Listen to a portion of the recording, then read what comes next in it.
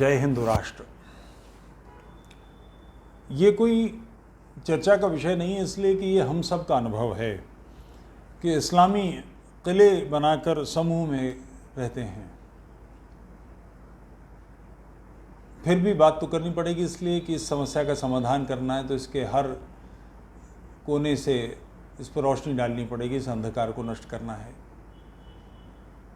अभी जहांगीरपुरी में दिल्ली में झगड़ा हुआ, शोभा यात्रा निकल रही थी, उस पर पथराव मस्जिद से शुरू हो गया, छतों से शुरू हो गया। बड़ौदा में एक वाहन की दूसरे वाहन से टक्कर हुई, वो तुरंत हिंदू मुस्लिम बदल गई। लोगों ने आकर पत्थरबाजियाँ, झगड़े शुरू कर दिए।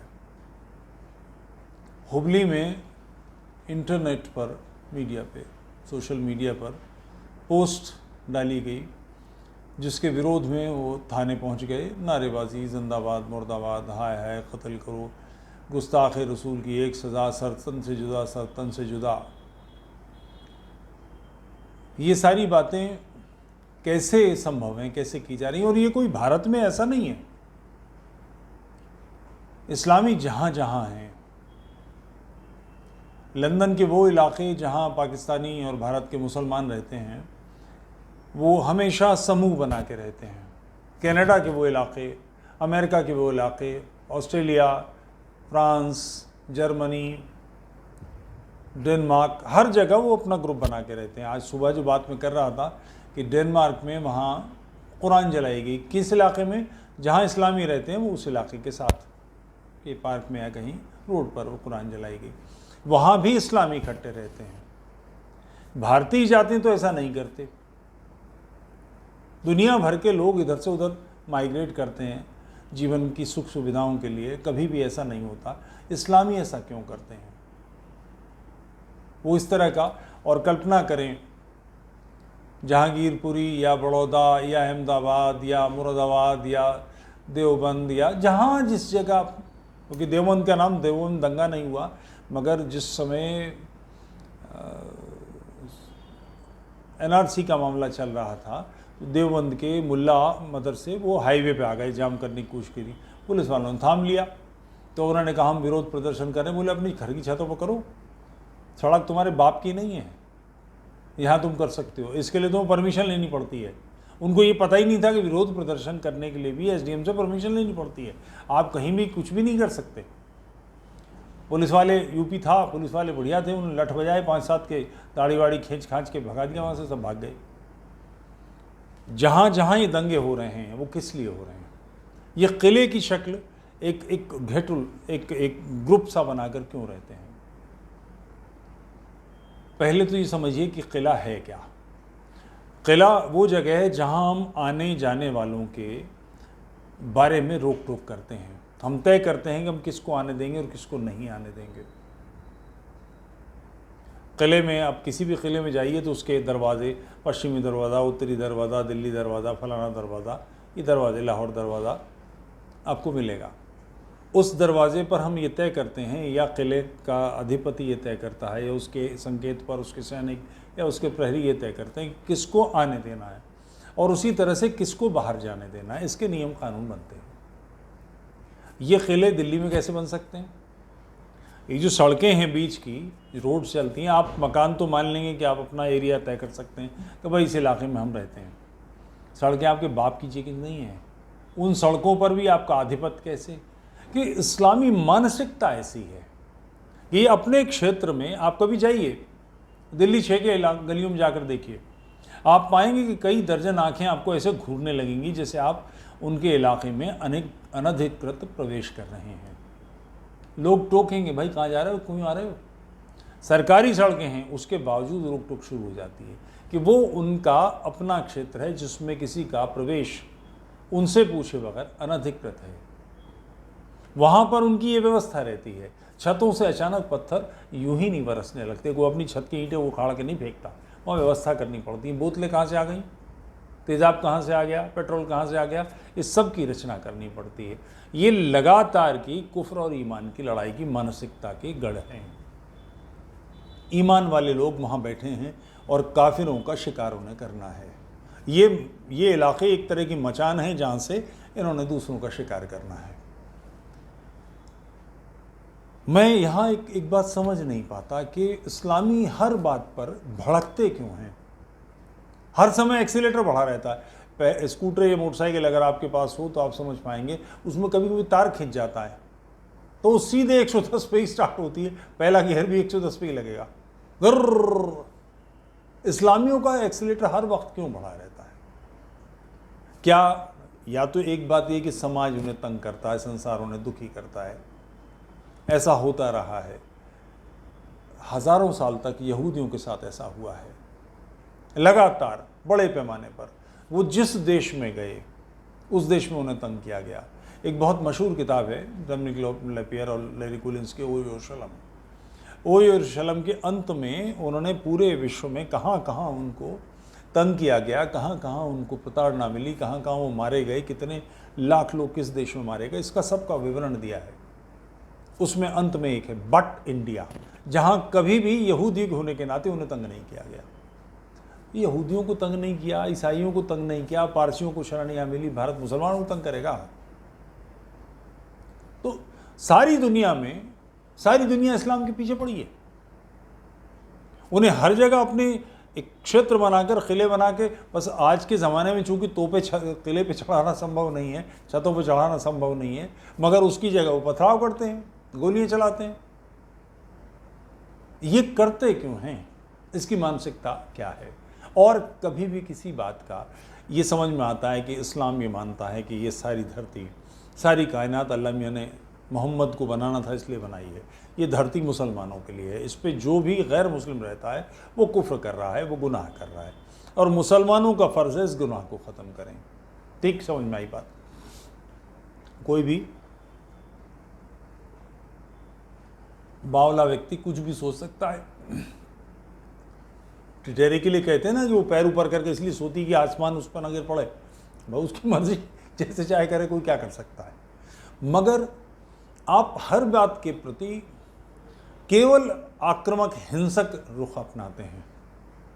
एक फोटोग्राफ बन जाए तो आपको एतराज़, एक कार्टून बन जाए तो आपको एतराज़। ध्यान रहे, कार्टून आपके देश में आकर कोई नहीं बना रहा। जैसे फ्रांस का, यूरोप में फ्रांस स्वतंत्र मानवाधिकारों का बिल्कुल फ्लैगशिप है। प्रजातंत्र के जितने महिलाओं के, स्त्रियों के अधिकार, जितने प्रकार के सभ्य समाज के नियम कानून हैं, उनका प्रादुर्भाव फ्रांस से हुआ है। फ्रांस में पोप का, किंग का, नेपोलियन का, इसका उसका कार्टून बनाना मामूली बात है, सामान्य बात है। तो उन्होंने मोहम्मद का कार्टून बनाकर कुछ ऐसा नहीं किया जो वो लोग नहीं करते। उनके लोगों के खिलाफ आपके पेट में दर्द क्यों है? यानी आपके कंट्रीज में तो काफिर आपके हिसाब से चले ही चलें। जिस संख्या में, जिन देशों में आप 2, 4, 5, 7% हैं, वहां के बहुसंख्यक भी आपकी दृष्टि से सोचें, आपके डूज डोंट्स के हिसाब से व्यवहार करें। संसार पे आपका आधिपत्य है, आपके हिसाब से ही हर आदमी जिएगा। ये क्या चीज है? कौन सी मानसिकता है? प्रजातंत्र आपको पसंद नहीं, ठीक, आपके बादशाह, आपके यहाँ के गुलाम प्रथा, जैसे संसार भर में गुलामी आखिर में यमन में, सऊदी अरब में ख़त्म हुई 1960-61 में। लोग कहते हैं कि इस्लाम ने गुलामी छोड़ दी। झूठ है। गुलामी बंद करने का काम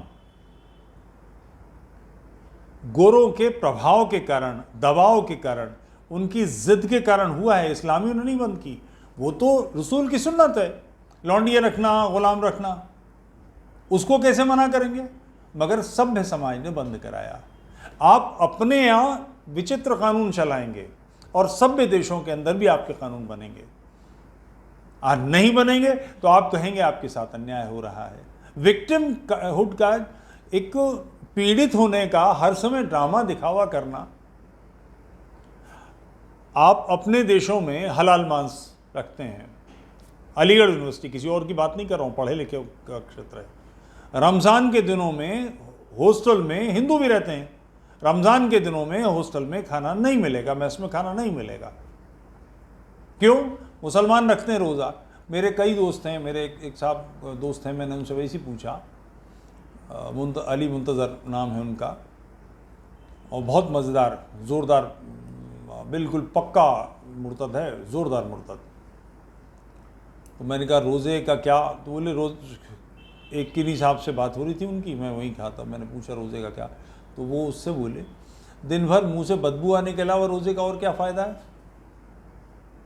मैं हंस पड़ा। मैंने कहा तुम रोज़ा रखते हो? बोले हम तो 4 रोज़े रखते हैं। मैंने क्या मतलब? बोले सुबह सुबह सहरी खा लेती हैं 5:30 बजे, उसके बाद नाश्ते तक एक रोज़ा रखते हैं, फिर नाश्ते से दोपहर के खाने तक दूसरा रोज़ा, दोपहर के खाने तक से शाम की चाय तक, और चाय के बाद में इफ्तारी। ऐसी 4 रोज़े दिन में रखता हूँ। मैंने कहा शाबाश, जिंदाबाद। ऐसी मानसिकता। तो आप इस तरह के लोग भी हैं, मगर बहुसंख्यक क्या कर रहे हैं? आप हिंदुओं को भी, या वो लोग, वो मुसलमान जो रोज़ा नहीं रखते, उन्हें ही बाध्य करेंगे कि वो आपके हिसाब से चले। क्यों साहब? आपकी अपनी एक सोच है, मगर ऐसी सोच तो दूसरों के पास भी है। आप जिस चिंतन दर्शन से अपने आप को चलाते हैं, इस तरह के और इससे विपरीत, इससे भिन्न सब प्रकार के चिंतन दर्शन हैं। क्या जो मुझसे सहमत नहीं उसका गला काट दूं, भाले पे उसका सर लिए फिरूं? ये सब समाज तो ऐसा नहीं चल सकता। मगर इस्लामी समाज हर जगह ऐसा करना चाहता है, और जहां ये ना हो, उसके हिसाब से ना चले, तो फिर वो रोना पीटना शुरू कर देता है। आप अपने हलाल खाते हैं, ठीक खाएं। आप सुअर नहीं खाते, नहीं खाएं। हम गाय के प्रति पूज्य भाव से भरे हैं। हमारे सामने कोई व्यक्ति गाय के साथ हिंसा करेगा, हम तय है कि हम उसका गला दबा देंगे। हम इस तरह से सोचते हैं। हम आपके घर में जाकर ये नहीं कर रहे हैं। हम पाकिस्तान में गाय काट रहे हैं तो कुछ नहीं कह रहे, मगर अगर हम यहाँ पर सुअर खाते हैं या पोर्क अंग्रेज़ खाता है, तो वो इसकी विजिट के हमारे नज़रों में पोर्क अपवित्र है, इसलिए आप पोर्क की दुकानें बंद कर दें। आप हलाल ही खाएं, हलाल सर्टिफिकेशन होगा। ये सब क्या है? और ये न माना जाए तो हमारी जान की हत्या, कि हमारे साथ अन्याय हो रहा है। अन्याय लंदन में हो रहा है। आपको किसी ने बुलाया था सीरिया से? इनविटेशन लेटर गया था? इराक में, सीरिया में, यमन में, अफगानिस्तान में किसने मना किया? आप शरिया लगाएं अपने कंट्रीज में, मगर आप दूसरों के क्षेत्रों में जाकर शरिया का आग्रह करते हैं, और उस आग्रह को मजबूती देने के लिए समूह बनाकर रहते हैं, किला बना के रहते हैं। क्या ये उचित है? कल्पना करें, पाकिस्तान में ऐसी बस्तियां हैं जहां पर ईसाई, जहां पर हिंदू, जहां पर बौद्ध, जहां पर और लोग, सिख तलवार लिए बैठे हैं कि हमारे इलाके में आए तो टांग तोड़ दी जाएगी, काट डालेंगे। कैसा लगेगा? तारिक फतेह साहब ने एक बार मुझे बताया था कि भोपाल में, वो कह रहे थे कि भोपाल में ठहरा हुआ था, सुबह ही सुबह ऐसा धुंध मचा, मार, जहाँ जिस होटल में ठहरे थे उसके बगल में मस्जिद होगी 2-3-4, वहाँ दहाड़े मारनी शुरू कर दी मुल्ला ने। उसकी आवाज़ सुन के मुर्गे जाग गए, उन्होंने भी चीखें पुकारें मचानी शुरू कर दी। बोले मैं सो नहीं सका, उठ गया तो मैंने कहा ज़रा चलिए मस्जिद देखते हैं। मस्जिद में गया, बोले 3 नमाजी थे।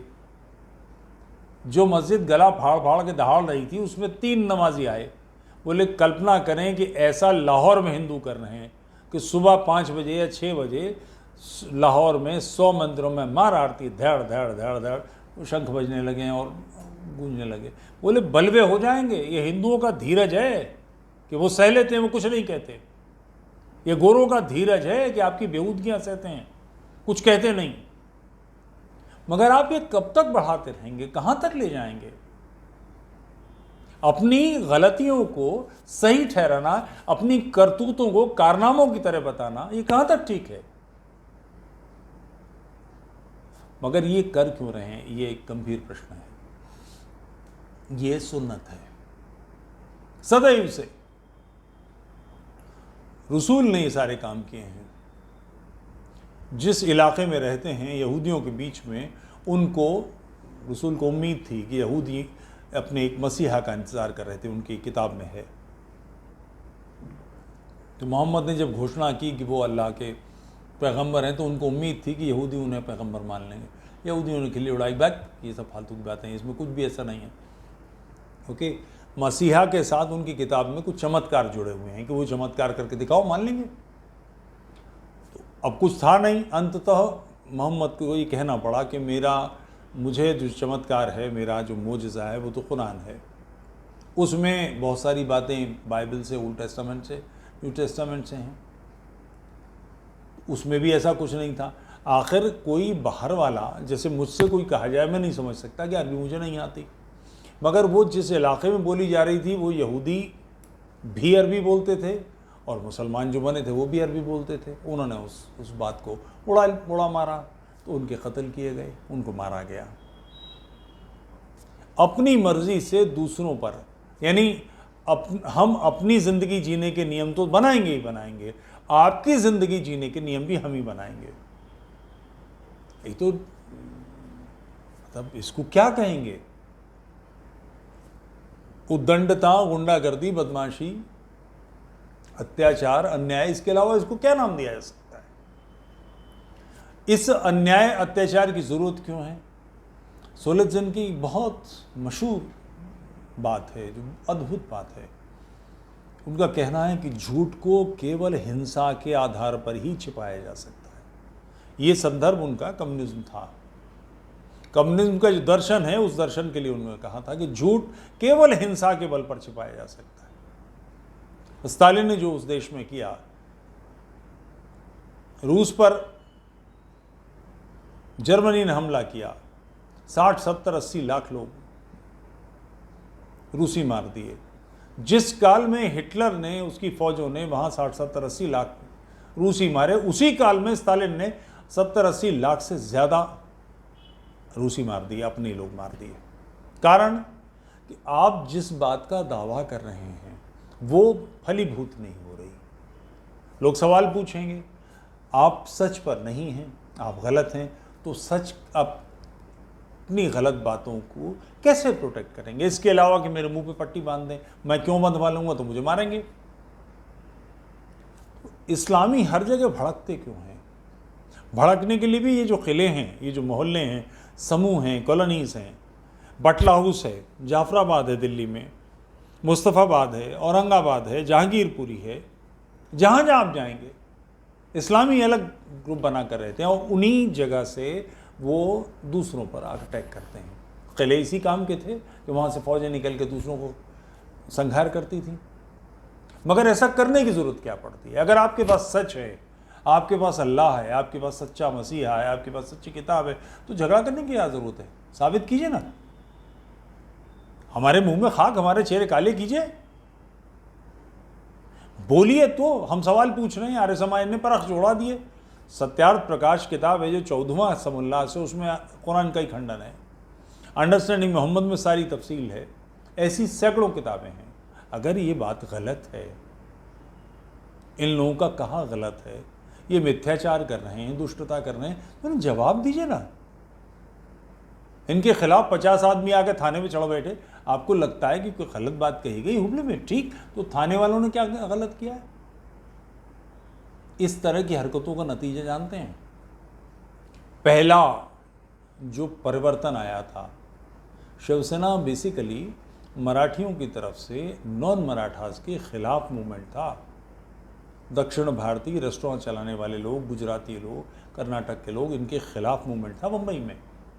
पहला परिवर्तन कब आया? बाबरी मस्जिद विवाद चला, राम जन्मभूमि बाबरी मस्जिद का। 1992 में बाबरी ढांचा गिरा दिया गया। बम्बई में दंगे भड़क उठे और अपने पड़ोसी गरीब हिंदुओं को मारा लोगों ने। भाजपा के लोग जिम्मेदार थे आपके हिसाब से, विश्व हिंदू परिषद जिम्मेदार थी, आरएसएस थी, उनसे निपटिए। वो गरीब बुढ़िया जो बैठी है उसका आपने बाल पकड़ के उसका गला रेत दिया। शिवसेना के जो वहाँ के स्थानीय पार्षद थे उन्होंने प्रतिकार शुरू किया और इतना बढ़िया प्रतिकार था। भवंडी पर जहाँ पर वो मूंछ पे ताव देते थे कि ये तो हमारा इलाका है, उस इलाके में वो बाजा बजाया कि भिवंडी के लोग छोड़ के उत्तर प्रदेश बिहार भाग आए। जो वहाँ से जो 30 मार्का थे, जो बहुत बड़ा इस्लामी सारा दबदबा था, उनका दबदबा उड़ गया। तो अन्याय अत्याचार कितने दिन चलेगा? समरस क्यों नहीं होते? ये किलेबाजियाँ कब तक चलेंगी? अपने बारे में सोचिए। सभ्य समाज अब उसकी भौएं तरे रहा है, माथे पर बल पड़े हुए हैं, उसके नथनों से आग बरस रही है। ऐसा करते करते ये स्थिति नहीं आनी चाहिए कि लोग जो बिल्कुल सीधे सच्चे सामान्य मुसलमान हैं, जिनका इस्लाम की इन उत्पातों से कुछ लेना देना नहीं है, वो भी शिकार बनने लगेंगे। कृपया समझ जाइए। यूट्यूब चैनल तोफैल चतुर्वेदी को लाइक कीजिए, सब्सक्राइब कीजिए, सपोर्ट कीजिए। जय हिंद राष्ट्र।